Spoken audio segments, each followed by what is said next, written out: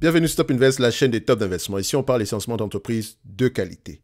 Alors, aujourd'hui, on va commenter ici la note d'analyse sectorielle que je vous ai envoyée dernièrement, donc le 8 du mois d'octobre, ici, concernant l'industrie des boissons, ok, que ce soit les boissons alcoolisées ou non alcoolisées, ok. Donc, le lien, en fait, vers la top newsletter est dans la description de la vidéo pour ceux qui veulent avoir accès à cette note-là. Donc, c'est la top newsletter est gratuite. Ok, donc vous avez également reçu un 50% de discount ici sur le service Top Note d'analyse, donc vous pouvez aller voir à quoi ça ressemble ici. Alors, concernant ici la note d'analyse en question, ça peut être intéressant dans le sens où, en date d'aujourd'hui, les entités comme Pepsi, comme Coca, toutes ces entités, enfin, pour prendre juste l'exemple de ces deux-là, le prix de ces actions baisse, pas la valeur, on parle du prix ici. Ok, est-ce que ça peut donc être intéressant? Est-ce que ces entreprises-là sont bien positionnés ici pour à peu près résister à court terme par rapport à tout ce qui concerne l'inflation, etc. On a fait une vidéo sur Pepsi tantôt. Et si vous voyez bien sur cette note-ci, vous avez également reçu une note d'analyse sur Pepsi Cola. Ok, donc la note d'analyse ici ne prend pas en considération les états, le résultat actuel au niveau ici du Q3, donc ça date encore du Q2 ici, donc c'est tout ce que j'avais devant moi quand j'ai fait cette note-là. Donc, vous pouvez la mettre à jour si vous voulez. Dans tous les cas de figure, vous avez à peu près une idée générale de comment est-ce que ça se passe. OK? So, on va directement ici au niveau de la note d'analyse sectorielle. Donc, c'est essentiellement basé ici sur la lecture des rapports financiers sur des compagnies comme Pepsi, AB InBev. Vous avez également Pernod Ricard, OK? Parce que ça reste également le secteur des boissons alcoolisées. So, tout ceci, j'essaie de voir à peu près si les entreprises parlent à peu près de la même chose tout le temps. Ça peut également être un big trend ici. Donc, histoire d'aller fouiller. Donc, j'essaie de faire à peu près une synthèse de tout ça et mettre ça sur la note d'analyse sectorielle. Donc, vous avez une vue d'ensemble à peu près du secteur d'activité. OK? Selon moi. D'accord? Faites attention.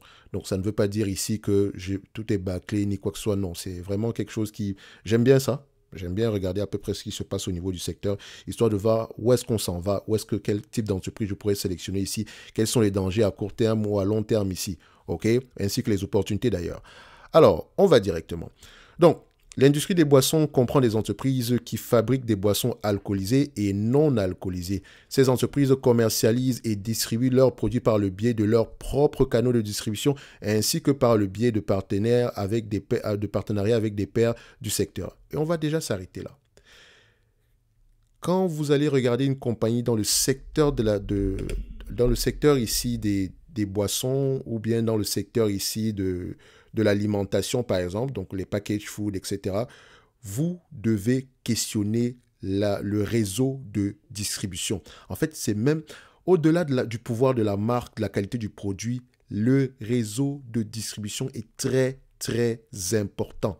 D'accord? Parce que c'est un avantage concurrentiel énorme. Quand vous avez un réseau de distribution ici, bien établi et assez efficient, il y a de grandes chances que vous puissiez, voilà, il y a de grandes chances que vous, qu'entreprise, soit leader sur ce secteur-là. OK?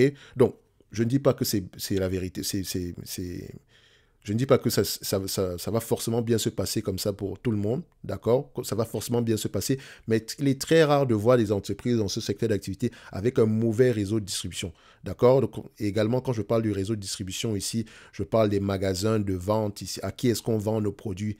Est-ce qu'on vend directement dans les grocery stores, ce genre de choses-là, ou en ligne? C'est très important à aller regarder. OK? Donc, et vous allez également voir des entreprises dans ce secteur d'activité ici qui ont des partenariats avec des grands groupes. Donc, par exemple, c'est pour ça que je dis ici que par le biais ici de partenariat avec des pairs du secteur. Donc, c'est-à-dire, par exemple, comme Celsius Holding est une entreprise qui vend des boissons non alcoolisées qu'on appelle généralement ici des boissons fonctionnelles. Je vous laisse aller voir à quoi ça ressemble ici. C'est une compagnie qui est en partenariat avec Pepsi.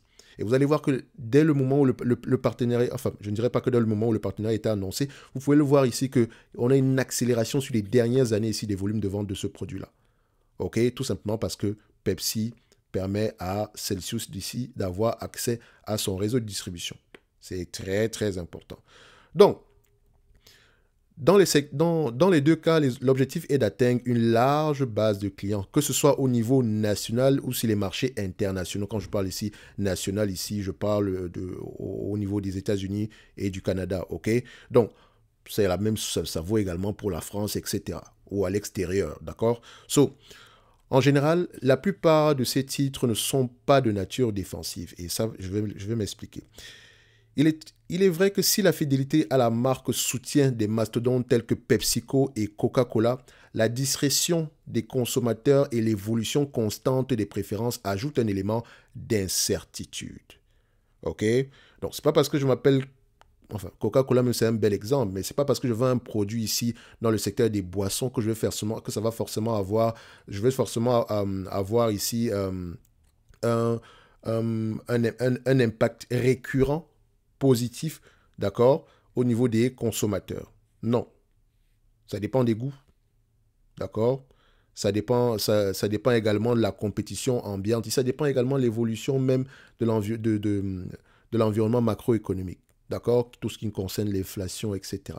Donc, dans une certaine mesure, c'est pas si défensif que ça, d'accord. Mais bref, on aura tendance à les classer ici dans le secteur défensif et on va pas trop chipoter par rapport à ça. C'est pas moi qui refais les classements ni quoi que ce soit.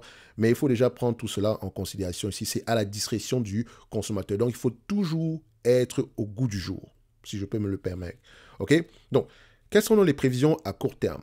Depuis le début de l'année, les difficultés rencontrées par le marché dans son ensemble ont continué à perturber le secteur. Bien que des mesures gouvernementales aient été mises en place et aient contribué à ralentir le rythme de l'inflation, les fabricants de boissons continuent de ressentir l'impact de l'augmentation des coûts de production. Ceux-ci ont répercuté cette augmentation sur les consommateurs, ce qui n'est pas une solution durable. Et vous allez voir une chose ici. Oui, c'est bien d'augmenter les prix ici, mais ça a un impact sur les volumes. Pepsi a sorti ses résultats financiers tout à l'heure. Donc, la vidéo qui précède celle-ci, c'est une vidéo de Pepsi. OK? Et vous allez voir ici que les volumes ont augmenté au troisième trimestre. Les prix ont augmenté au troisième trimestre de près de 11%. Les volumes ont baissé de 2,5%. On va parler ici d'une croissance ici du chiffre d'affaires. C'est très beau, c'est très bien. Mais ce n'est pas quelque chose que vous pouvez faire à long terme, pendant très très longtemps. OK? Donc, en effet, les boissons font partie de la catégorie des produits de consommation courante. Par conséquent, les tendances à la baisse de la demande se sont fait ressentir. Donc, si vous regardez bien ici, les produits de consommation courante, ici, il y a une baisse au niveau de la demande. Vous pouvez aller regarder ici au niveau de Walmart, qui en vend généralement beaucoup, et allez écouter ce que dit Walmart par rapport à cette situation-là. OK? La majorité des fabricants de boissons ont l'intention de maintenir des structures de production rentables. Donc, quand je dis qu'elles ont l'intention de maintenir des structures de production rentables, ça veut dire quoi? Les exemples illustrant cette démarche comprennent entre autres l'amélioration de l'efficience dans les processus de production, la simplification de la logistique et la réduction des coûts globaux afin de maintenir et d'accroître les marges. Déjà, maintenir, c'est la base, accroître, c'est l'objectif. D'accord? Donc, les stratégies selon les analystes fonctionneront. Ces stratégies selon les analystes fonctionneront, d'accord? Ils en sont convaincus. Donc, la plupart du temps, quand vous allez lire ici les notes d'analystes en question, vous allez voir qu'ils sont vraiment très optimistes par rapport à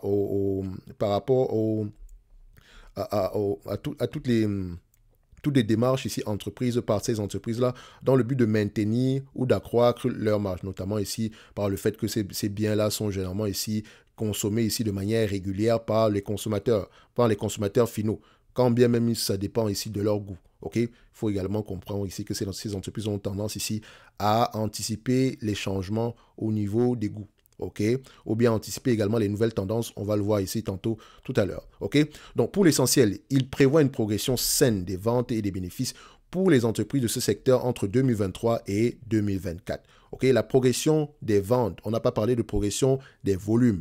Progression des ventes ici, d'accord? Donc, les ventes ici, c'est quelque chose, on peut avoir une progression des ventes tout en augmentant parce qu'on a augmenté les prix. Donc, toujours aller regarder qu'est-ce qui est inclus à l'intérieur. OK? Quelles sont donc les tendances au niveau de l'industrie en date d'aujourd'hui? Donc, on assiste à une constante migration vers les boissons alcoolisées et non alcoolisées premium. En fait, l'ensemble du secteur cherche à créer des gammes de boissons à plus forte marge qui répondent à des goûts plus exigeants. Vous avez reçu la note d'analyse, enfin, la vidéo concernant ici la compagnie qu'on appelle Pernod Ricard, on a parlé de premiumisation, d'accord? C'est un terme qui touche tout le monde dans ce secteur-là, donc ce n'est pas juste Pernod Ricard qui va le faire. Tout le monde veut vendre des produits premium de meilleure qualité. OK? Bon, ça ne veut pas dire que les produits à petit prix ne sont pas de bonne qualité, mais voilà, c'est le but ici aujourd'hui. OK? So, Des sociétés telles que Brown-Forman et Constellation Brown ont deux entreprises américaines en watchlist directement sans réfléchir. Allez-y voir à quoi ça ressemble ici, les états financiers de ces compagnies-là. D'accord? Je n'en dirai pas, je pense qu'on a déjà parlé de Brown-Forman ici. Ok? Ces entreprises ont récemment vendu des marques peu performantes. Donc, dans leur portefeuille ici de marques, elles sont séparées de certaines qu'elles jugeaient très peu performantes. Ok? Ou bien qui ne rentraient pas dans leur stratégie ici de premiumisation à long terme. Et Constellation Brand ici est très spécialisée dans ce genre de choses-là. D'accord? Donc, par ailleurs, les investissements dans les marques premium, qu'il s'agisse d'extension de gamme ou d'acquisition, sont très, très prisés. Ok, vous allez voir ici, par exemple, dans le secteur de la tequila aux États-Unis, il y a beaucoup d'acquisitions dans ce segment-là. On veut surtout des tequilas assez premium parce que c'est quelque chose qui est de plus en plus consommé aux États-Unis. Allez-y vérifier, je vous laisse toujours une marge de manœuvre, ok? Ce que je dis ici, c'est uniquement pour susciter de l'intérêt et vous allez voir que vous allez généralement aller tomber sur la bonne réponse, ok? Ou bien sûr quelque chose qui va dans ce sens-là, d'accord? Donc, en ce qui concerne les boissons non alcoolisées, les fabricants se concentrent sur des offres améliorées comme les eaux vitaminées, les boissons pour sportifs ou encore les jus de fruits bio. Et ce n'est pas pour rien. On va pouvoir charger plus. OK? Les activités de valorisation des marques par le biais du marketing ont connu un regain d'activité après une période de baisse des dépenses principalement liée au Covid-19. Ainsi, bien que la premiumisation soit une priorité, le gain de part de marché pour les marques matures est également à l'ordre du jour. Une marque mature, c'est une marque comme Coca-Cola. Ok, c'est une marque ou bien comme Sprite, ou bien comme Fanta, ce sont des marques matures, ou bien également comme comment on appelle ça, des marques ici comme la compagnie qui... Corona, on va le dire comme ça, c'est AB InBev, comme des marques comme Corona. Attention, les produits Corona ici sont vendus. Aux États-Unis, c'est Constellation Brands qui a le droit de vendre ces produits-là aux États-Unis. À l'extérieur des États-Unis, dans le monde entier, sauf les États-Unis, c'est AB InBev. D'accord? Allez-y, regardez, c'est quand il y a eu la fusion ici entre Anheuser-Busch et Budweiser, un truc comme ça. D'accord? Ainsi, bien que la premium... Donc, on a déjà lu cette partie-là. Donc, bien que la premiumisation ici, le but ici est de gagner des parts de marché. OK? Cette double approche est bonne, à notre avis. D'accord? Donc, car elle devrait permettre aux entreprises de conquérir une plus grande partie de la population. C'est bien de faire la premiumisation, etc. C'est le but, d'accord? Mais avant tout, on est ici là pour maintenir les parts de marché. Et également, si on veut maintenir déjà les parts de marché, avant même de pouvoir les accroître ici, il faut déjà investir massivement ici sur les marques qu'on a déjà présentement en portefeuille qui sont déjà assez matures. Et je rappelle ici que c'est le marketing qui prime. Et le marketing ici, c'est tout ce qui vous... C'est la publicité.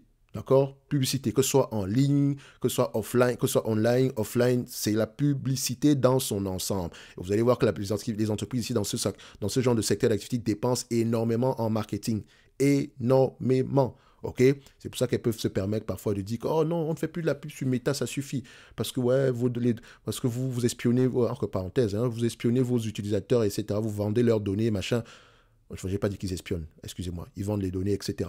Mais techniquement, elle ne peut pas se passer de Meta. Si elle veut toucher le maximum de personnes. Donc, c'est de l'hypocrisie pure et simple. Tout simplement. Et vous allez voir, toutes les marques sont revenues. D'accord? Point barre. On continue. Donc, les nouvelles catégories gagnent du terrain. Qu'est-ce que je raconte? Ralentis un tout petit peu. Respire. Likez, abonnez, commentez. Ça fait toujours plaisir. Et je rappelle que vous pouvez toujours avoir accès à ce document-ci dans la description de la vidéo sur la Top Newsletter. Ceux qui ne sont pas encore abonnés à la Top Newsletter, c'est généralement ces notes d'analyse-là qu'on partage. Je ne suis pas là pour vous raconter ma journée sur un document ou pour vous dire gauche, droite. Non. Je vous partage uniquement des notes d'analyse sectorielle, donc c'est toujours full valeur, en tout cas pour un secteur d'activité en particulier, ok? Droit au but comme d'habitude, d'accord? Donc ça vous permet d'avoir une vue générale de ce qui se passe avant d'investir sur une compagnie en date d'aujourd'hui. Et je rappelle même que je pourrais même encore modifier cette note d'analyse-ci, parce qu'il y a de nouveaux éléments qui arrivent ici, histoire que vous soyez à peu près au goût du jour. Comment est-ce que, par exemple, ici, l'impact ici de tout ce qui concerne les pilules ici d'amaigrissement, genre Wegovy, quel est l'impact que ça pourrait avoir sur des compagnies qui exercent dans ce segment d'activité ici?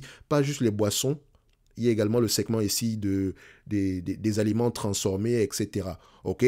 Donc, ces deux secteurs qui pourraient être touchés par... Bon, c'est à court terme, hein, qu'on se dise la vérité ici. C'est à court terme. Si les goûts vont changer juste, d'accord?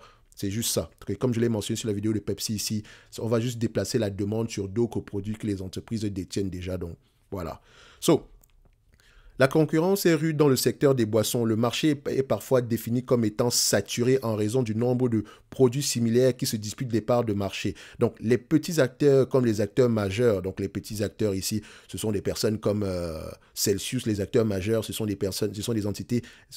C'est vrai que une entreprise ici est une personne morale, donc on peut le dire personne, d'accord? Mais je parle d'entreprise ici. Les acteurs majeurs ici sont des entités comme du Constellation Brands, comme du Brown-Forman, comme du Diageo, comme également du Pernod Ricard, d'accord?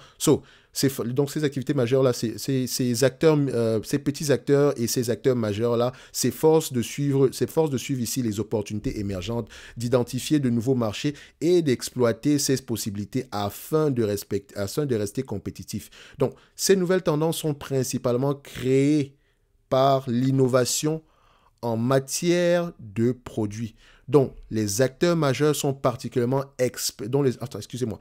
Donc, les nouvelles tendances ici sont principalement créées par l'innovation en matière de produits, dont les acteurs majeurs sont particulièrement experts. Donc, elles sont experts ici dans l'innovation de produits, d'accord? Les nouveaux produits ici, Coca-Cola, framboise, etc. Donc, les nouvelles variations ici. Donc, vous voyez, donc elles sont experts dans ce genre dans ce genre je dirais pas de secteur, de secteur, mais dans ce genre de choses-là, elles sont experts, d'accord? Ou encore par les consommateurs. Donc ici, les tendances ici sont... les tendances ici sont... Les personnes ici qui lancent les tendances, on va le dire comme ça, c'est d'abord les entreprises à l'aide d'innovation et également les consommateurs. OK? Donc, ce dernier groupe a le pouvoir d'exiger des changements au sein de l'industrie. OK? Je dis bien d'exiger ou bien d'imposer des changements. Donc, si les goûts des consommateurs changent, vous n'avez pas le choix que de le suivre, le changement des goûts des consommateurs. Par exemple, dans le secteur de la bière, ici, on a un changement des goûts des consommateurs. OK?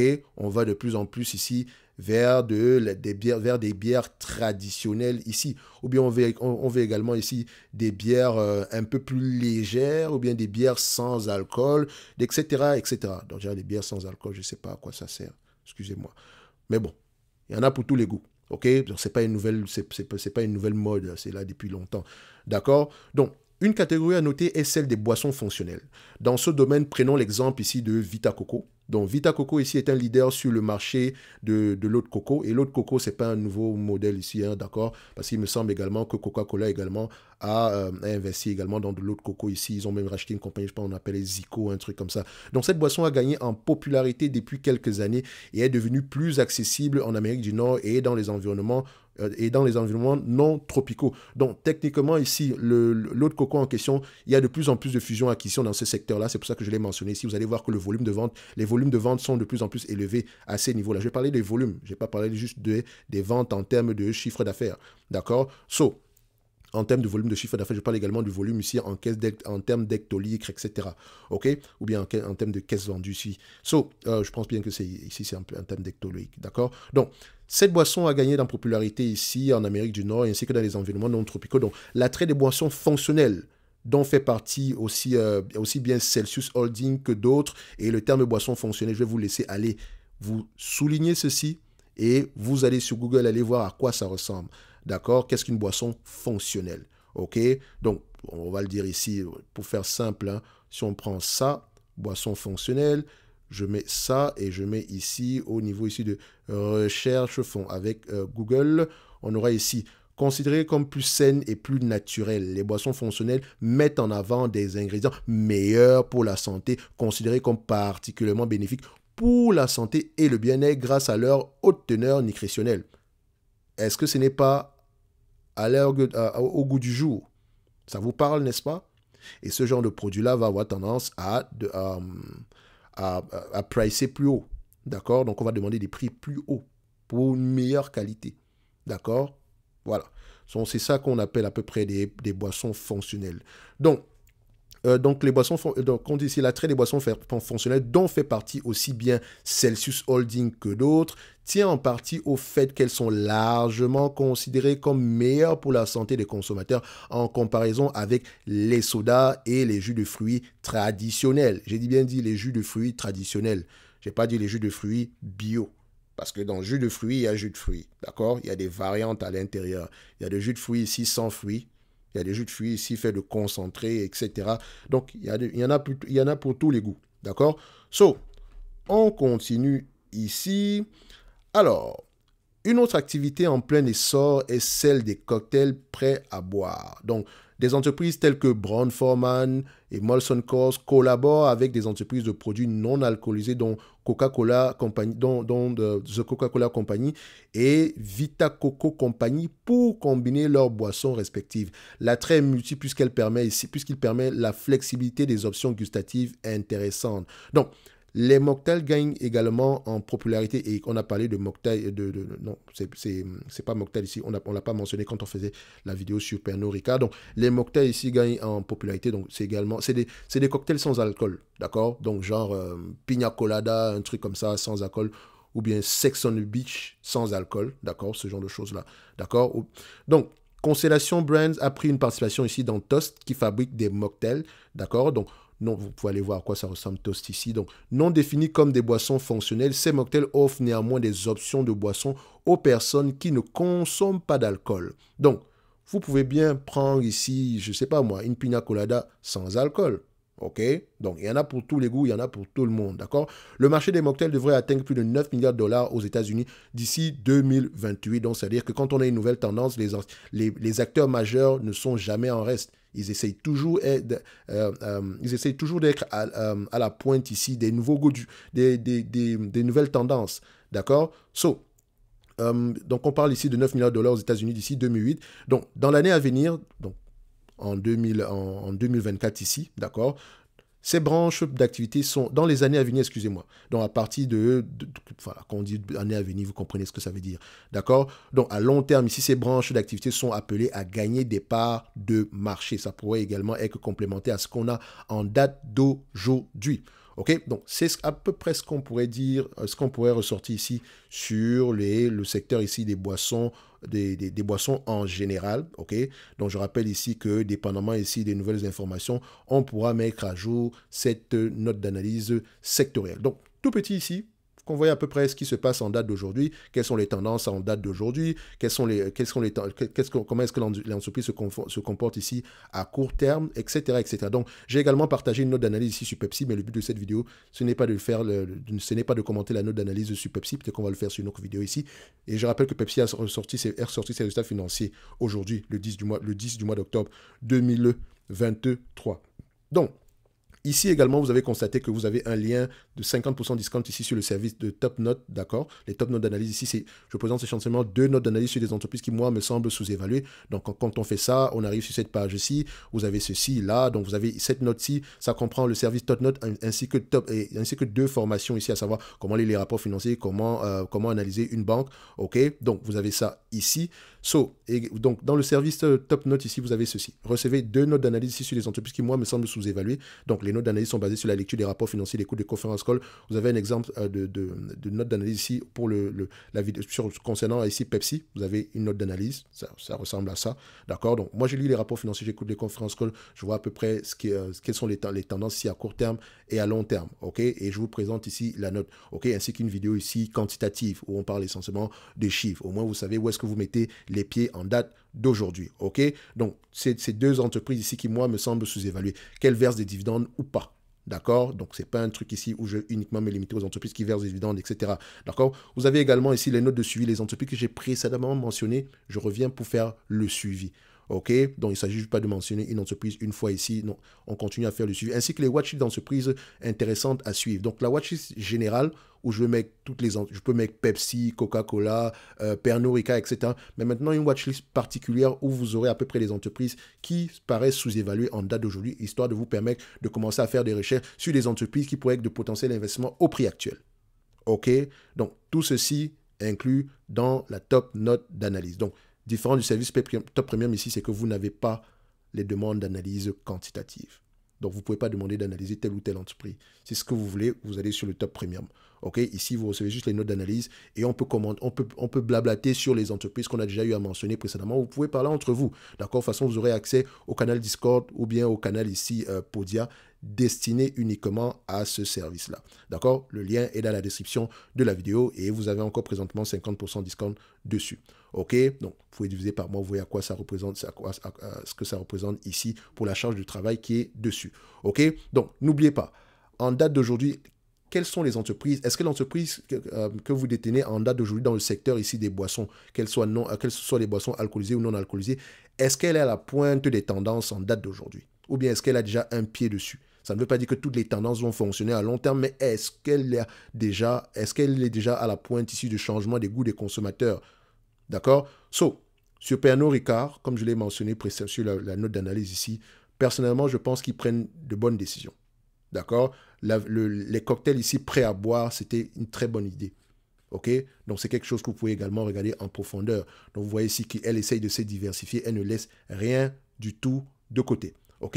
Et leur tendance ici est plutôt à la premiumisation, même si on aura tendance ici à avoir également un produit ici pour tous les goûts du jour. Mais maintenant, il faudrait voir quels sont les plus gros marchés ici, etc., etc., les volumes de vente, l'évolution de ces volumes de vente-là.